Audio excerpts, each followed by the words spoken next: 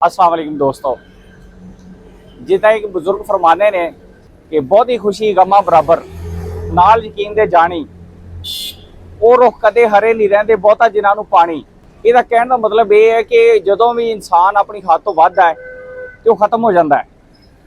ਤੇ ਅੱਜ ਤੁਹਾਨੂੰ ਪਤਾ ਹੈ ਕਿ ਪੂਰੇ ਮੁਲਕ 'ਚ ਇੱਕ ਮਸਲਾ ਚੱਲ ਰਿਹਾ ਹੈ ਕਿ 에ਅਰਪੋਰਟਾਂ ਦੇ ਉੱਤੇ ਮੁxtਲਿਫ ਏਜੰਸੀਆਂ ਨੇ ਜਿਹੜੀਆਂ ਬਾਹਰ ਜਾਣ ਵਾਲੇ ਬੰਦਿਆਂ ਨੂੰ, ਸਾਡੇ ਟਰੈਵਲਰਾਂ ਨੂੰ, ਓਵਰਸੀਜ਼ ਭਾਈਆਂ ਨੂੰ ਤੰਗ ਕਰਦੀਆਂ ਨੇ ਜਾਂ ਉਹਨਾਂ ਕੋਲ ਕੋਈ ਪੈਸਿਆਂ ਦੀ ਡਿਮਾਂਡ ਕਰਦੀਆਂ ਨੇ। ਜੇ ਨਹੀਂ ਦਿੰਦੇ ਤੇ ਉਹਨਾਂ ਨੂੰ ਚੜ੍ਹਨ ਨਹੀਂ ਦਿੰਦੇ, ਉਹਨਾਂ ਦਾ ਵੀਜ਼ਾ ਜ਼ਾਇਆ ਹੋ ਜਾਂਦਾ ਹੈ, ਉਹਨਾਂ ਦੀਆਂ ਟਿਕਟਾਂ ਜ਼ਾਇਆ ਹੋ ਜਾਂਦੀਆਂ, ਉਹਨਾਂ ਦੇ ਪ੍ਰੋਟੈਕਟਰ ਲੱਗੇ ਜ਼ਾਇਆ ਹੋ ਜਾਂਦੇ ਨੇ।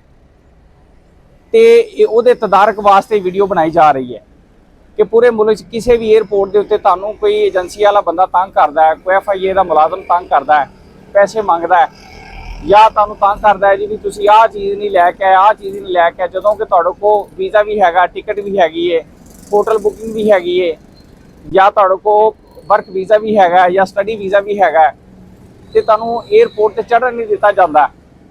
ਤੇ ਉਹਦੇ ਵਾਸਤੇ ਵੀਡੀਓ ਬਣਾਈ ਗਈ ਹੈ ਕਿ ਤੁਸੀਂ ਉਹ ਮੁਲਾਜ਼ਮ ਤੋਂ ਉਹਦੀ ਨੌਕਰੀ ਕੀ, ਉਹਦੀ ਵਰਦੀ ਖੋਲੋ, ਕਿਉਂਕਿ ਕਿਸੇ ਸਹੀ ਬੰਦੇ ਨੂੰ, ਕਿਸੇ ਜ਼ਰੂਰਤਮੰਦ ਬੰਦੇ ਨੂੰ, ਇਮਾਨਦਾਰ ਬੰਦੇ ਦੀ ਉਹ ਜ਼ਰੂਰਤ ਹੈ ਉਹਦੇ ਤੱਕ ਪਹੁੰਚ ਜਾਏ ਜੀ। ਇਸ ਕਰਕੇ ਵੀਡੀਓ ਬਣਾਈ ਜਾ ਰਹੀ ਹੈ ਕਿ ਤੁਸੀਂ ਉਹਦੀ ਕੰਪਲੇਂਟ ਕਿੱਥੇ ਕਰਨੀ ਹੈ। ਇੱਕ ਤਾਂ ਹੈਗੀ ਵਫਾਕੀ ਮੋਹਤਸਿਬ 1055 ਤੇ ਤੁਸੀਂ ਕਾਲ ਕਰੋ। ਜੇ ਤੁਸੀਂ ਉੱਥੇ ਨਹੀਂ ਕਾਲ ਕਰਨਾ ਚਾਹੁੰਦੇ ਤੇ ਇੱਕ ਆਨਲਾਈਨ ਇੱਕ ਪੋਰਟਲ ਬਣਾਇਆ ਗਵਰਨਮੈਂਟ ਨੇ, ਉਹਦੇ ਤੇ ਤੁਸੀਂ ਕੰਪਲੇਂਟ ਕਰੋ ਵਫਾਕੀ ਮੋਹਤਸਿਬ 'ਚ। ਇਹ ਅਦਾਲਤ ਹੈ, ਇਹ ਵੀ ਮਹੀਨੇ ਦੇ ਵਿੱਚ ਇੱਕ ਫੈਸਲਾ ਦੇ ਦਿੰਦੀ ਹੈ। ਤੁਸੀਂ ਇੱਥੇ ਨਹੀਂ ਜਾਣਾ ਚਾਹਦੇ ਤੇ FIA ਦੇ ਵਿੱਚ ਇੱਕ ਕੰਪਲੇਂਟ ਸੈੱਲ ਹੈਗਾ, ਉੱਥੇ ਤੁਸੀਂ ਕੰਪਲੇਂਟ ਕਰੋ, ਉੱਥੇ ਵੀ ਤਦਾਰਕ ਹੋ ਜਾਏਗਾ, ਤੁਹਾਨੂੰ ਤੁਹਾਡਾ ਮਸਲਾ ਹੱਲ ਹੋ ਜਾਏਗਾ।